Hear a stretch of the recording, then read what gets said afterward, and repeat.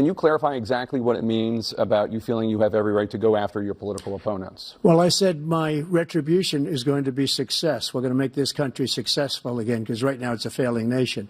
My retribution is going to be success. But when he talks about a convicted felon, his son is a convicted felon at a very high level. His son is convicted, going to be convicted probably numerous other times. Should have been convicted before, but his Justice Department let the statute of limitations lapse on the most important things.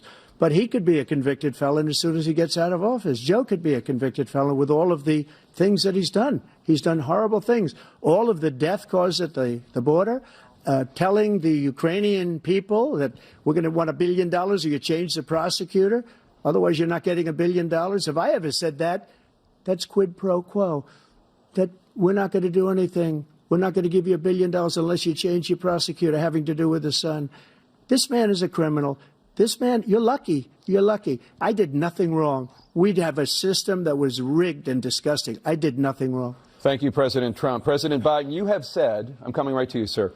You want to respond? Go ahead. I'll give you a minute to respond. The idea that I did anything wrong relative to what you're talking about is outrageous. It's simply a lie, number one.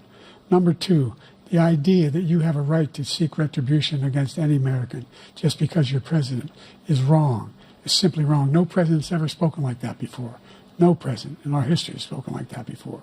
Number three, the crimes that you are still charged with, and think of all the civil penalties you have. How many billions of dollars do you owe in civil penalties for molesting a woman in public, for doing a whole range of things, of having sex with a porn star on the night while your wife was pregnant? I mean, what are you talking about?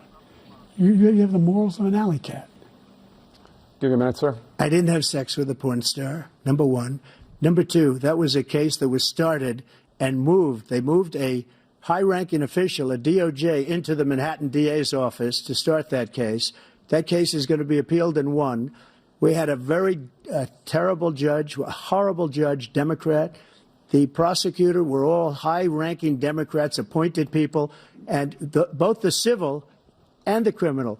He basically went after his political opponent because he thought it was going to damage me. But when the public found out about these cases, because they understand it better than he does, he has no idea what these cases are. But when they found out about these cases, you know what they did? My poll numbers went up, way up. You know that because you're reporting it.